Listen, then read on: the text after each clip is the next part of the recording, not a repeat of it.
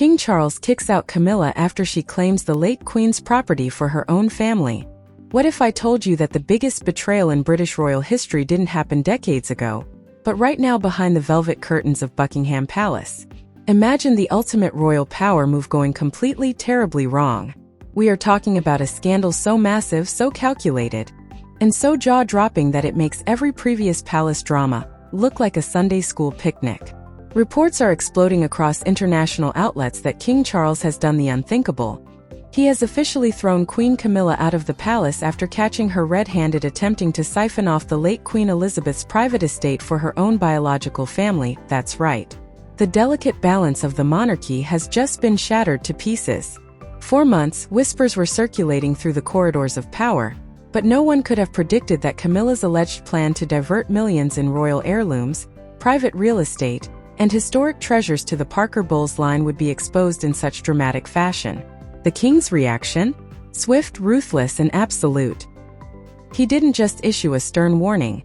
He ordered her immediate removal from the royal quarters, leaving the entire court in complete disarray. Was this a desperate bid for financial security, or the ultimate display of unchecked ambition? Grab your popcorn and hold on to your seats, because today we are diving deep into the clandestine paper trail, the heated midnight confrontation, and the explosive fallout that threatens to dismantle the British crown forever. You do not want to miss a single second of this. To truly understand the sheer magnitude of this unprecedented royal collapse, we have to pull back the curtain on a game of high-stakes chess that has been playing out in the shadows of Balmoral and Windsor for well over 2 years. When Queen Elizabeth II passed away, she left behind an estate so vast, so historically complex, and so immensely valuable that financial experts have spent countless months simply trying to tally the true scope of her private fortune. We are not just talking about crown jewels that technically belong to the state. We are talking about personal property, thousands of acres of lucrative land in Scotland, private investments, rare stamp collections worth hundreds of millions, artwork by Renaissance masters, and a personal jewelry archive that contains some of the most historic gems on the face of the earth. Under normal circumstances, the transition of a late monarch's private estate is handled with surgical precision by royal trustees, crown lawyers, and senior members of the firm. But Camilla saw an opportunity where others saw tradition. Sources deep within the palace treasury have leaked chilling accounts of how the newly crowned queen consort allegedly began laying the groundwork to redirect key assets from Elizabeth's personal ledger directly into private trusts established for her own children, Tom Parker Bowles and Laura Lopez. For those who have followed Camilla's journey from the most hated woman in Britain during the 90s to her triumphant coronation beside Charles, her relentless drive to secure her family's financial future is no secret. But this went beyond mere motherly ambition. This was a calculated, systematic attempt to slice off a piece of the crown's private sovereignty before anyone even noticed the ink was dry on the late Queen's probate documents. Over the last 18 months, palace insiders began noticing strange discrepancies in the private archival registries. High-value heirlooms that had been carefully catalogued for decades were suddenly being designated as personal gifts given to Camilla by the late Queen prior to her passing. Convenient, isn't it? Documents began emerging with signatures that raised immediate red flags among the royal collection archivists. When senior staff quietly raised questions about why priceless diamond parures, historic emerald brooches, and private land deeds in Gloucestershire were being transferred into offshore holding accounts linked to the Parker Bowles Trust, they were met with fierce pushback from Camilla's private office. Staffers were subtly reminded of who held the sovereign power, warned against meddling in internal family matters, and subjected to strict non-disclosure agreements. But power in Buckingham Palace is a fleeting currency, especially when you cross the ultimate red line offering to plunder the royal vault for non-royal bloodlines. The tension within the palace walls had been mounting to an absolute fever pitch throughout the early months of this year. While King Charles was publicly navigating his health challenges and attempting to maintain a calm, dignified facade for a nation in transition, behind closed doors, a massive silent war was brewing. Prince William, whose relationship with Camilla has always been best described as a cold, strategic diplomacy, was reportedly the first to spot the smoke before the fire erupted. William had taken a keen, almost microscopic interest in the management of the royal estates, particularly the Duchy of Cornwall and the personal assets left behind by his beloved grandmother. When William's own legal team uncovered a series of backdated transfer requests requesting the quiet liquidations of several private Crown properties in order to purchase prime real estate in West London for Camilla's grandchildren, the Prince of Wales knew he couldn't stay quiet any longer. He didn't just bring the evidence to his father. He delivered an ultimatum that rocked the very foundations of the monarchy. William made it crystal clear that if Charles did not immediately halt his wife's brazen land grab, he would publicly distance himself and the Wales family from the Crown, exposing the financial manipulation to the National Audit Office. Faced with an explosive document folder provided by William's legal advisors, King Charles was forced to confront a reality he had spent decades denying. The very woman he had fought the entire establishment to marry, the woman he had dragged through public opinion to crown as his queen, was actively dismantling his mother's legacy to build a private empire for her own children. The breaking point arrived during an emergency late-night meeting in the king's private study at Clarence House. What was supposed to be a quiet review of upcoming diplomatic engagements quickly turned into an explosive, venomous confrontation. Witnesses in adjacent rooms reported hearing shouting that could be heard down the ancient hallways. Charles, visibly shaken and clutching a stack of forensic accounting records, directly accused Camilla of betraying the sacred trust of the Crown. Instead of backing down, making excuses, or offering a tearful apology, Camilla allegedly stood her ground, arguing fiercely that her family had sacrificed their privacy, endured decades of public vilification, and absorbed endless tabloid abuse for the sake of Charles's happiness, and that they deserved to be permanently compensated and secured for generations to come. That cold, unapologetic justification was the absolute last straw for King Charles. In a moment of sheer, decisive rage that shocked even his closest personal aides, Charles declared that the line had been crossed beyond any hope of repair. He did not call for another internal review. He did not order a polite cooling-off period. Right then and there, the king exercised his full sovereign authority. He stripped Camilla of her unrestricted access to the royal archives, revoked her master keys to the royal vaults, and ordered the Personal Protection Command to escort her out of the primary royal apartments immediately. Her private belongings were packed into unmarked black trunks before dawn, and she was summarily banished to Ray Mill House, her private residence in Wiltshire, completely cut off from the inner circle of royal governance. The court circular was scrubbed, scheduled public appearances were quietly cancelled under the vague blanket of scheduling conflicts, and the entire royal staff was placed under an unprecedented gag order. The narrative was clear. The Queen Consort was officially out, and the throne was preparing for an absolute reckoning that would redefine the royal family forever. As the sun rose over London the morning after that fateful confrontation, the palace was plunged into an atmosphere of utter panic and frantic damage control. Senior communications officers were summoned to emergency roundtables, desperate to craft a cover story that could explain why Queen Camilla was suddenly absent from high-profile state functions without triggering a total economic panic in the media market. Anonymous leaks began pouring out from disgruntled former palace aides, paint a harrowing picture of what had really been happening behind the scenes for the past 2 years. According to these insider reports, Camilla's lavish spending habits had skyrocketed to unprecedented levels since the coronation. We are talking about millions of pounds allocated for private jet charters, top-tier international interior designers brought in to completely remodel her private Wiltshire estate using public royal maintenance funds, and an aggressive effort to place her own children on the official civil list payroll under the guise of cultural consultants. The public reaction, as news of the quiet exile began to leak through international investigative outlets, was immediate, furious, and brutal. Social media exploded with hashtag campaigns demanding a full, independent parliamentary audit of all royal estate transfers made since September 2022. Citizens who were already struggling under the weight of rising living costs were utterly outraged at the prospect of priceless national assets being quietly funneled into the hands of private citizens who hold no official duty to the state. The narrative of Camilla as a quiet, loyal companion who worked dutifully for the crown completely evaporated overnight, replaced by the image of a master manipulator who played the longest, most lucrative game of social climbing in modern history.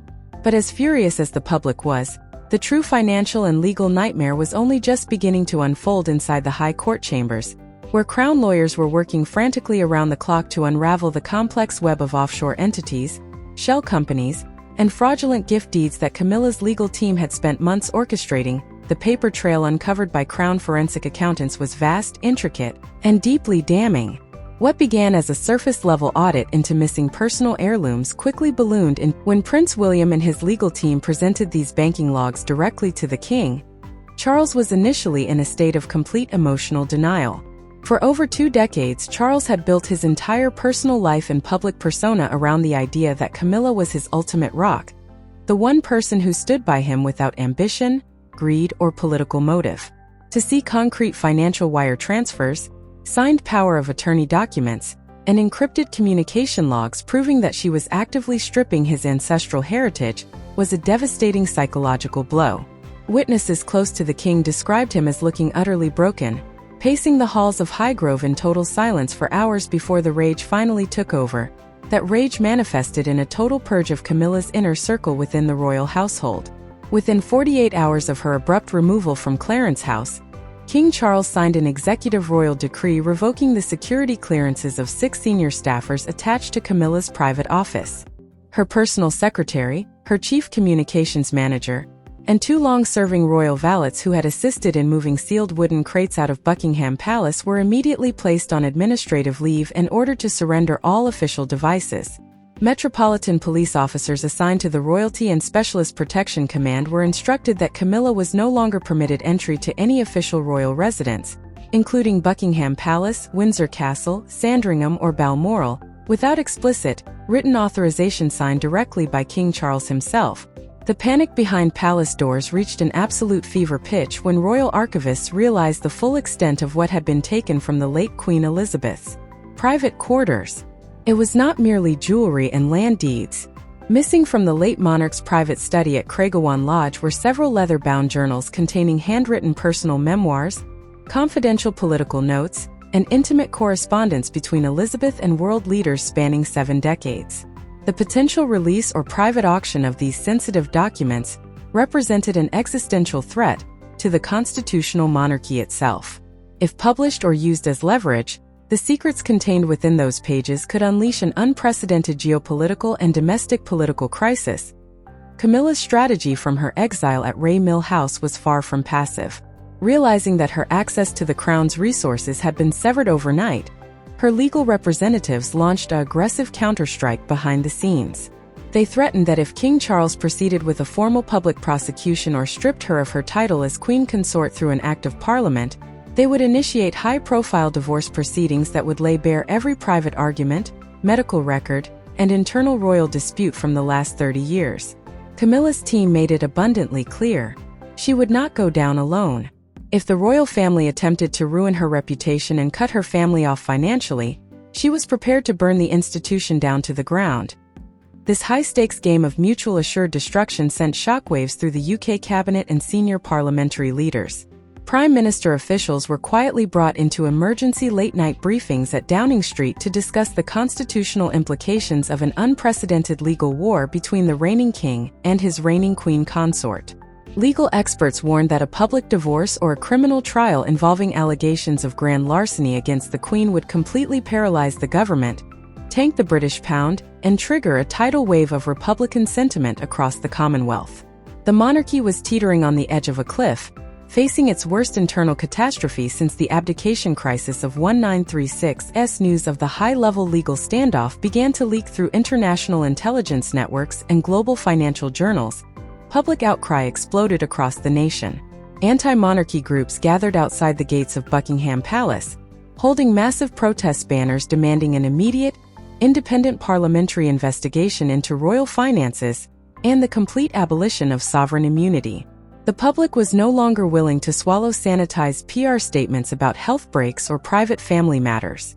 Demands for total transparency swept through social media, with millions of citizens expressing deep betrayal that while ordinary taxpayers were enduring economic hardship, the royal family was embroiled in a cutthroat internal war over stolen millions and offshore accounts. Inside the palace, Prince William urged his father to stand firm and refuse any out-of-court settlement that would allow Camilla or her family to retain a single penny of the misappropriated funds. William argued that yielding to blackmail would permanently destroy the credibility of the crown and ruin his own future reign before it even began. He advocated for a total uncompromising public exposure, arguing that the public would respect a king who enforced justice against his own wife far more than a monarch who covered up corruption to save face. The battle lines were drawn, the stakes had never been higher, and the impending final showdown was guaranteed to shake the British crown to its very core. With the entire institution standing on the precipice of absolute ruin, King Charles knew that the coming hours would define his entire legacy. The Internal Royal Council, convened in the deepest subterranean briefing rooms of Windsor Castle, reached a point of intense standoff. On one side stood the traditionalists, desperate to negotiate a multi-million-pound non-disclosure agreement that would send Camilla into a quiet, lucrative retired life in the south of France, buried under mountains of ironclad legal gag orders. On the other side stood Prince William and Princess Anne, who maintained that paying off the Queen Consort after an attempted raid on the late Queen's sovereign heritage would be an unforgivable act of institutional cowardice. William's message to his father was simple, uncompromising, and cold. If the Crown protects corruption today, it surrenders its right to exist tomorrow. Driven by William's unrelenting stance, King Charles authorized an unprecedented action, a full, unannounced forensic sweep of Ray Mill House by senior officers of the Metropolitan Police and Royal Security auditors. On a rain-soaked Tuesday morning, marked by unmarked tactical vehicles arriving at Camilla's Wiltshire estate, the illusion of royal immunity officially shattered. Mobile devices, encrypted hard drives, private safe deposit boxes, and physical file folders were seized under direct sovereign authority. The search yielded immediate, undeniable proof of the conspiracy: physical inventory logs detailing unreleased royal art pieces, backdated deeds for historic country estates, and personal correspondence outlining strategies to leverage private royal secrets in the event of an internal power struggle. Faced with the overwhelming weight of physical evidence seized directly from her home, Camilla's aggressive legal posturing collapsed overnight. Her legal team realized that any attempt to launch a public smear campaign or initiate scorched earth divorce proceedings would immediately result in criminal charges, total financial freezing under international anti-money laundering statutes, and the complete public exposure of her family's involvement. The leverage she believed she possessed had evaporated into thin air. Within hours, her representatives signed a binding emergency royal decree of total capitulation, under the strict terms of the confidential sovereign settlement dictated directly by King Charles and Prince William.